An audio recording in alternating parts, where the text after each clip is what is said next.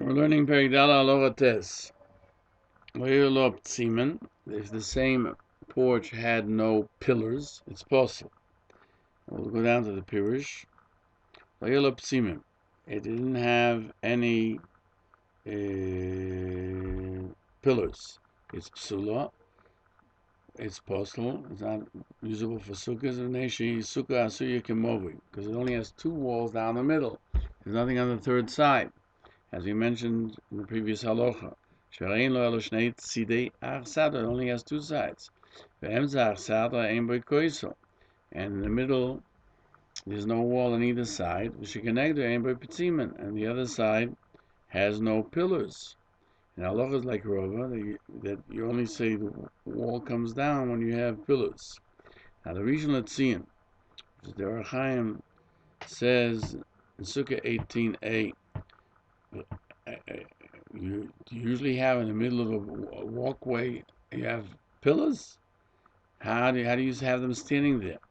And he says it could be that he did it at the end of the ceiling, which is sticking out when you go into the achsodra, and therefore that pillar brings the roof down or along the length. And he asks if there's seeming you say pitik or if not, you don't say it. Furthermore, the Rambam says the middle has no wall, and the other one has no semen. Now, emsa, the middle doesn't seem that he's talking about the side where you get in, but rather in the midpoint. Therefore, he wants to explain that these pillars are found at the end of the walls of the achsadra, and they can be utilized for the tefach, which you need for the doivan ashlishis, because you have for the third wall, because you have two walls, and it's enough a tefach.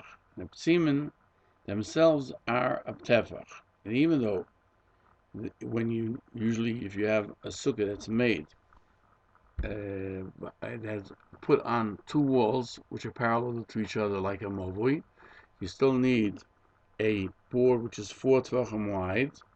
Achsadra is different because ultimately it is closed, and therefore they permitted it. In other words, if you keep on going, you're going to get into a house at some point. It was like Rabbi Yehuda is of the opinion that you can make a sukkah even if there's no wall after it. If it's made like a movui and it has a tefach, Rabbi Yehuda says it's okay, because, and that's only according to Rabbi Yehuda. We don't pass like him. We say you need 7 tvachim. But when there is psimim, when there are pillars standing there, then everyone agrees that they can act as a tefach. You don't need pitikra yered v'soisim. So he's not utilizing the idea of pitikra, of that the part of the ceiling which is permanent comes down. And with this we can understand the Loshen HaGemorah. And he points out that through the psimen they act like a lechi. Lechi is by a mobile we put a piece of beam up, a pillar standing at the entrance to act as a wall, and it's considered as if you've closed off the third side. And we find Hilchos Shabbos, and that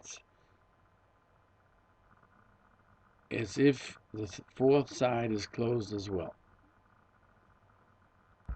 We're going to have Kufsat Membes to finish the major idea before we go into the details. Kesem Mishnah states that Rabbi Magid wrote, this is the explanation. It has two walls, one opposite the other, parallel. And so the Ran and the Rif say, when we say Yesh Lo Psimen, it means when they are not within 3 tvachim. But he has on the third side one beam from one side, one from the other. Therefore, we say pitikra yered v'soisim, because of the pillars. We say that the roof comes down, and therefore, since the side that has a roof, the end of the roof, even though it's not the sukkah, it comes down, we have a third side. Now, he mentioned both ideas, and he adds that according to the Rambam and the Rif, what Rashi showed Rav Kahana P'tzimim, where you see outside, you don't see it inside, or you see it you see it, it's seen outside, but inside you don't notice it. It means that because of it, we say Pitikra of Yer V'Soisim. That's what he's talking about, not the pillar as its own entity. And therefore, you can have a situation that when you're in the sukkah, you see it, and outside, the people walking by don't see these pillars, or vice versa. And you don't have to go into the difficulties that we're going to explain shortly. And therefore, he says that the Rambam seems to be of the opinion that even when there are pillars, we say Pitik Regoyer V'Soisim only on one side, not on two sides. And so the Ran says, and the Beis Yosef goes into it at length. The Shulchan Aruch paskins that if you put the schach on the achsadra that has these pillars, both whether these pillars can be seen from the inside, you don't see them from the outside, whether they're seen from the outside, you don't see them from the inside, is kosher. Mishnah Brura in 630 says Nirim Mifnim, meaning that the people who sit in the Sukka see that there are pillars that come out from the walls to the third side. And Nirim Bebechutz means that outside people see that there's a wall, that there are pillars, and they're not part, but those inside don't notice these pillars that are going out. Shulchan Aruch continues. On top of the achsadra that has ptzimin. I'm sorry, Shulchan Aruch continues. If it didn't have ptzimin, it didn't have these pillars, it's possible because it's a sukkah which is made like a movui. It only has two walls, and the middle of this passageway has no wall, and the other side has no pillars. And the Gemara adds all the lashon of the Rambam. But there are others who disagree, and therefore you shouldn't make a sukkah in this fashion. Because according to the Rashi and the Tur and the Rosh, you have to have on the third side at least the pillars have to be within 3 tvachim of each other. Otherwise, or to the walls that are there. Otherwise, you don't have a third wall. And the Mishnah Berurah cites that the Lavush says lachatchila you shouldn't do a sukkah like this, but if you did so, you can rely on the Rambam's opinion. Now we'll go back to Daf Kuf Mem, and where you have the two columns. The Rajva and the Maggid Mishnah are the opinion that these pillars make it kosher, not because they're tevach, but because pitikra yer v'soisim, because the ceiling comes down. Harishon Tzion emphasizes that the simple explanation of the Gemara and from the Rambam would seem that the people themselves act as a wall, the third wall, and he proves this from Hilchos Shabbos. And the Riv says, on the achsadra means next to it. And the Riv says, on the achsadra means next to it. And he asks on the Riv, it says the third is enough for tevach. So what do we need to say pitikra v'soisim if this pillar is a tevach? It's not a question. That we only refer to here we're in achsadra, which is a permanent building. But the schach the sukkah, we don't say pitikra v'soisim. So we have to understand why the Riv writes on achsadra doesn't mean actually on the porch, but it means within, near it. Why? Because the Gemara tells us that if you made the walls straight, that they're all connected to in other words, underneath the ceiling of the achsadra, you do not say pitikra yer v'soisim, even if it has psimim as posel, since it's not lower than the schach which is visible. what the Rif says, that it doesn't mean on the achsara itself, which like you would do on a house, but it means near it. But he didn't make these walls, only the tikkos achsara are lower a bit from the schach Sukka, so therefore we can say it's part of the roof, and we do say it's pitikro yevesoisim. The Rishon Letzion wants to explain the rif simply so that these pillars are only make it kosher, and you don't need a third wall in the middle. And therefore he says al gabi achsadra means next to it. To be part is the third wall. And what the Ran says, you don't say pitikro yevesoisim even when you have pillars. That's according to his opinion. But according to what we say, that Petzimen have nothing to do with Pitikr Yer V'Soisim, but rather because they're a Tefach. Therefore, the Sukkah is kosher, according to the Ran and the Das Ariv, and the Maggid Mishnah and Das Rambam and the Rajba, only because of Pitikr Yer V'Soisim. But according to the Rishon LeZion, it's built on the idea that they are their own walls. They are separate from the other two. And according to his shita, this is the way the Rambam understands it. And you don't say Pitikro V'Soisim even on one side, because the Mechitzas HaTikro weren't made for the Sukkah, and therefore, even if we'll say that for the ceiling, we say Pitikro V'Soisim, but the Sukkah still ends up without a wall. The Tikra has a wall, but not the Sukkah.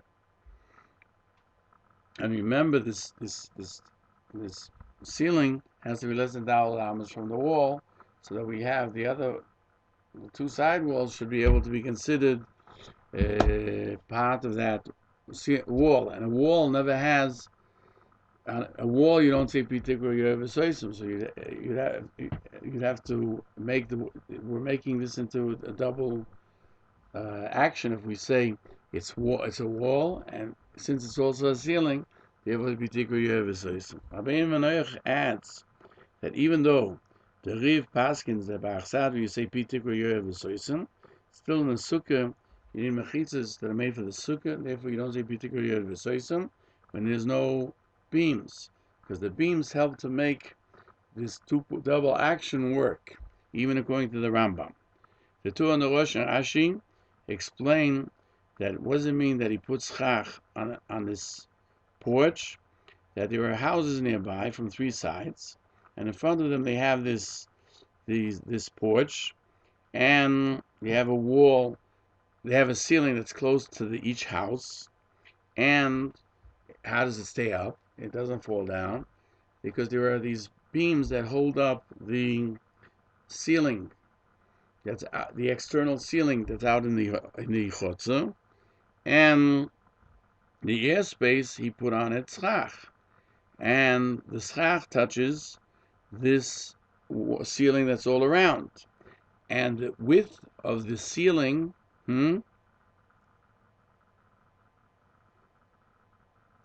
is more than Dalet Amas from the walls, and therefore they're not considered part of the Sukkah, because you don't say Doivin Akuma when it's more than Dalet Amas away from the walls. So then it is a ceiling, and since it's a ceiling and it has a beam underneath it, then we say that all three walls are considered walls, even though there's no walls at all, because the pillar acts as a wall coming down from the ceiling. And the Sukkah is kosher because you don't have a distance between the schach to these pillars of more than 3 tvachim. And now we have lavud, and we have a wall that's lavud. It's a wall because of Pitikra Yer V'Soisim. The outer roof of the porch comes down, and it's within 3 tvachim of the schach. Now, if it's being held up, like we have porches today that are held up without a beam supporting them on the outer side of them, even if it's a tefach wide, you don't say pitikro yorev v'soisim to make the sukkah kosher, because The roof of the Asada was not made as a wall, but of a Sukkah. It wasn't made as a wall of a Sukkah. But if it has, at the end of it, a bit that sticks out, like a beam, whether you see it from inside, whether you see it only from outside, it's kosher, and it helps. It works like a lechi.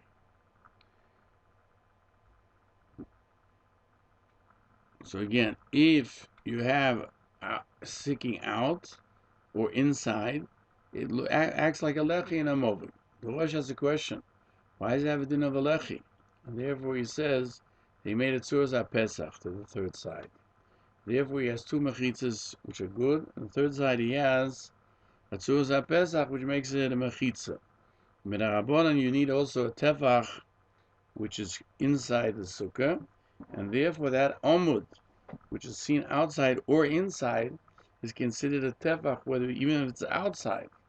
And just like by Shabbos, it's considered a lechi, so it helps also on Yom Tov to act as a mokum of a tefach sheichek, or it could be that Rav is of the opinion you don't say piyutigur yoyer v'soisum, that since the mechitzas were not made for the sukkah, that's only midarabonon, and therefore it is a kosher sukkah. However, Rav will agree when you have this tefach sticking out, it's not the tefach that makes it kosher. What makes it kosher is the pitikra coming down, and the tefach only eliminates the rabbanon that people shouldn't think there's no third wall. Hopefully that helped to make it a bit more understandable.